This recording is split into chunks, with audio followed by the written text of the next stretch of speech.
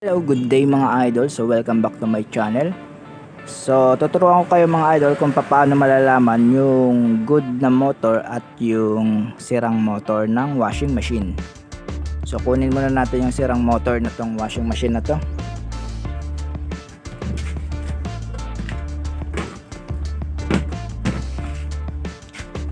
So magpapalit tayo ng motor pala mga idol.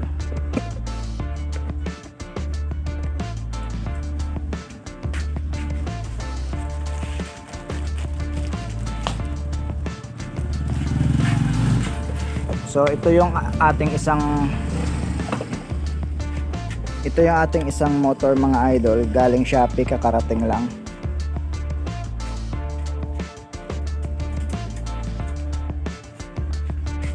Check natin kung good. So bago natin to i-check mamaya, papaliwanag ko muna para may reference na kayo agad kung paano malalaman yung good.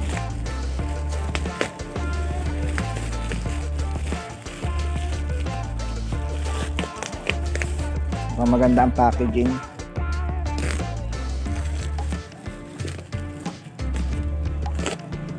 So dito natin ay buksan mga idol sa flat.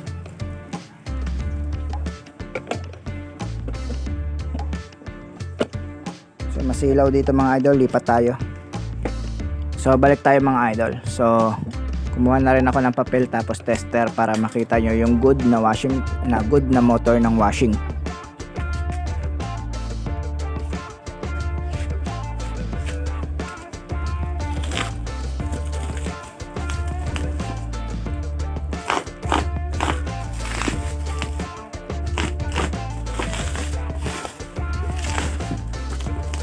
So balot na balot.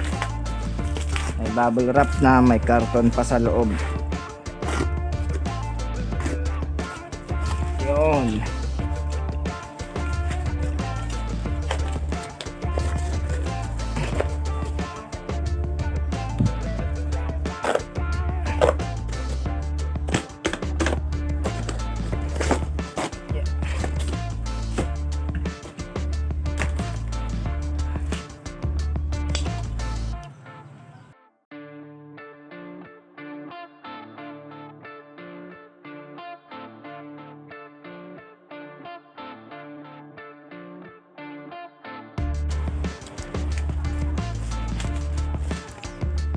Kung mapapansin nyo, may diagram na siya. Kung wala siyang diagram, madali lang rin yan malaman kung alin yung common at yung hindi, yung sa capacitor at yung common. So kunyari walang diagram mga idol, no? So tatlo lang ang wire niyan mga idol, red, yellow, blue. So yung iba ay white, black, blue. Yung iba naman ay yellow, yellow, blue. So iba-iba rin naman mga idol. So hanapin muna natin yung common dito.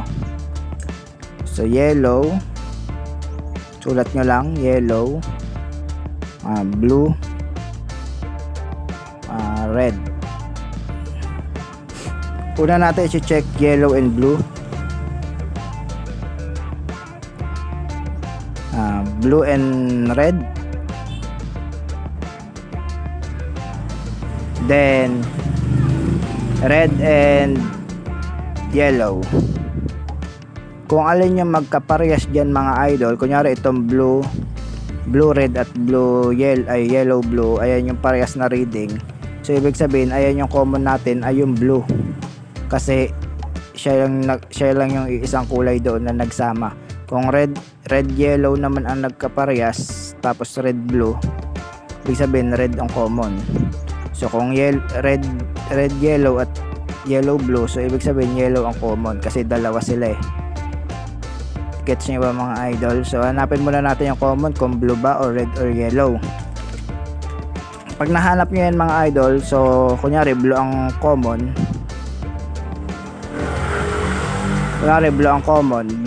isi-check nyo naman yung blue red, tapos blue yellow. Kunwari may nasukat ka dyan na 60 ohms, tapos dito ay 60 ohms din. Ang gagawin nyo dyan mga idol para malaman nyo na good, ipagpa-plus nyo tong dalawa. 60 plus 60 equals 120 ohms. Pag nag 80 ohms lang yan, sira na ang motor nyo kapag hindi nag-match doon sa equals na to. So pag flash nyo yan, no, i-check nyo naman itong red at yellow. Lalagay nyo dyan, red, yellow. Diyan yung malalaman kung ayos pa ang starting winding. So check muna natin yung common dito mga idol. Kung walang diagram lang to gagawin na, tulad na to may diagram na, check natin kung anong common. Ang common niya ay blue, red at yung yellow. Red, yellow, ayan yung sa capacitor. So ayan yung sa capacitor at yung reverse, forward reverse. So ang gagawin natin ay check natin yung common. Kunyari hindi pa natin alam na common yung blue. So ilista lang natin.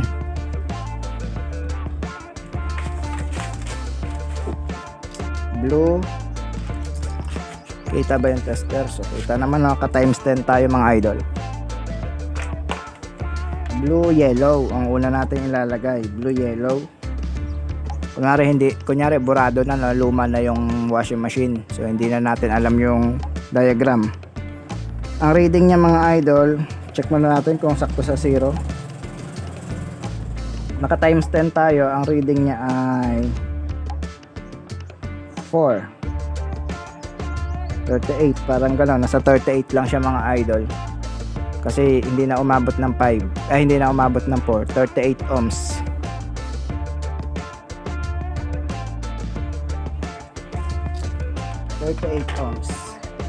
Kasi times 10 3.8 yun, times 10, 38 ohms.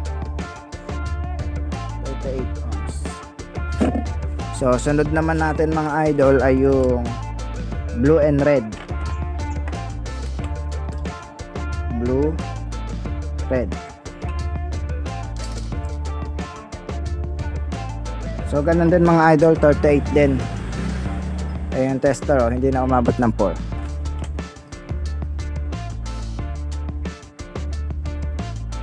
So doon pa lang alam na natin kung alin yung common. Yung magkaparehas. Kunyari ito, dalawa na yung blue na lumabas na wire. Ibig sabihin, blue ang pinaka-common niya, blue wire. So try naman natin sa red and yellow. So ibang reading yan, red at yellow, kasi hindi yan yung common.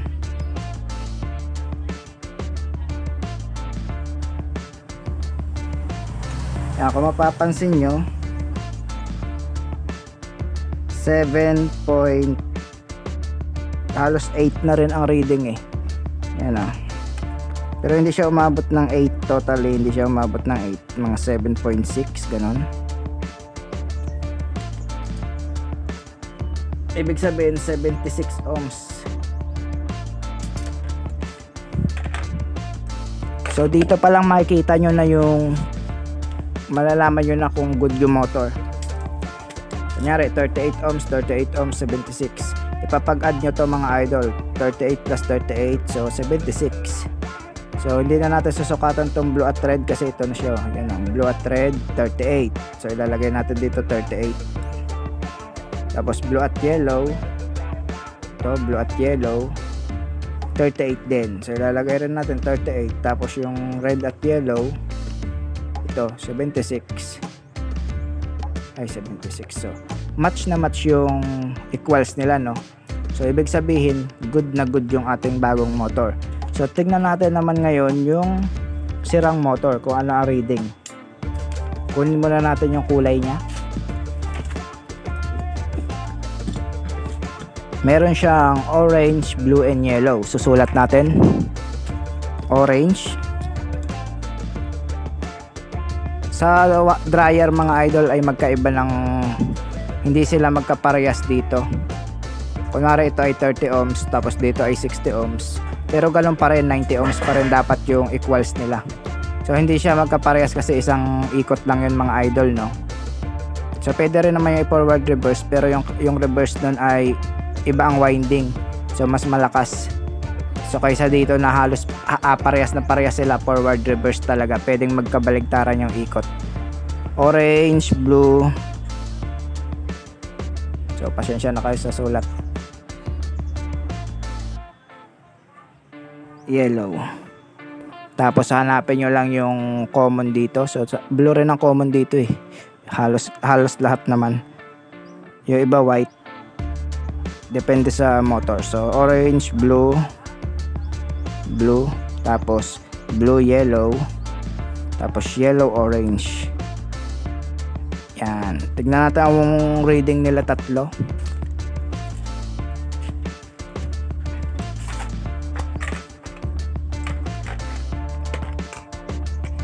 Unahin natin yung orange, blue. So walang reading, sira agad mga idol. Kasi aluminum lang to, yan oh. Walang reading. So sunod natin yung blue and yellow. So wala ring reading mga idol ang blue at yellow. So sira na no. So minsan may reading yan. Yeah, minsan may reading yan tapos yung blue at orange wala. So yung ibig sabihin sira na rin yun pag ganun. Kung halimbawa ganun ang nangyari. Yung blue at yellow may reading tapos yung blue at orange wala. So sira na rin yun. Check natin tong orange and yellow. Oh, wala rin oh. Wala rin sa orange at yellow. So totally sira na talaga yung motor. So yung, minsan may reading rin tong orange yellow no, yung blue at yellow ang wala. So basta magaganon walang reading. Basta walang reading 100% sira. Kapag may reading naman pero dalawang wire lang, uugong lang yung motor mga idol. So hindi siya mag-iikot kasi putol yung starting winding. So pero kung lahat may reading, malalaman yung sira kapag nag-iba itong resistance dito pag pinag-flash nyo itong dalawa. Pag pinag-flash nyo naging 120 ohms. So ibig sabihin sira yun or hindi sila nagkaparehas. So pero sa dryer kasi hindi magkaparehas. So ito ang 100% na malalaman yung ayos yung motor. Ngayon ikakabit na natin mga idol.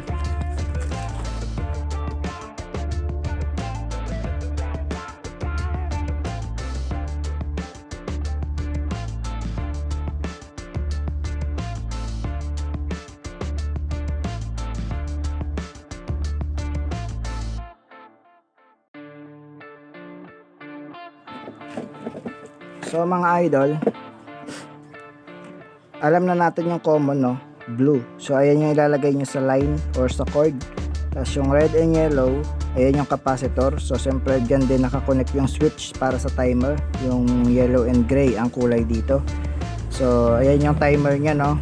So dyan nyo i-connect yung red and yellow nyo. Then yung capacitor tinanggal ko yung luma. Ang value na to ay 7 UF. 7 UF lang mga idol. Yung value ng ating motor ay 10 UF kaya magpapalit ako ng capacitor 10 UF. Yan. So lalagay mo rin dyan sa red and yellow. Sa red and yellow rin tong capacitor. Tapos ito. Ganun lang wiring yan.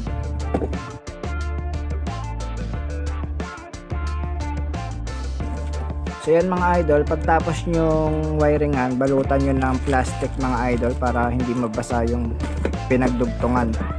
So para safe yung wiring natin no. Balutin nyo, tapos i-cable tie nyo dyan mga idol. Dito. Ayusin nyo lang ang pag-cable tie yan, kaganyan. Para hindi magsabit dito sa motor natin. So ganun lang naman yung wiring yan mga idol. Try natin muna mga idol bago natin i-cable tie. Mga idol. Then on natin. So yun, gumagana na. Reverse, gumagana rin ang reverse. So tama yung wiring natin no.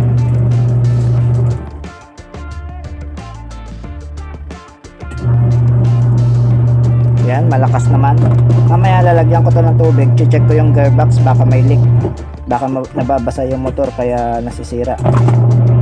So yan, malakas. Malakas tong motor na to, 150 watts to eh. Kumpara sa dati, 100 watts lang. So kapag mabigat, yun, malakas.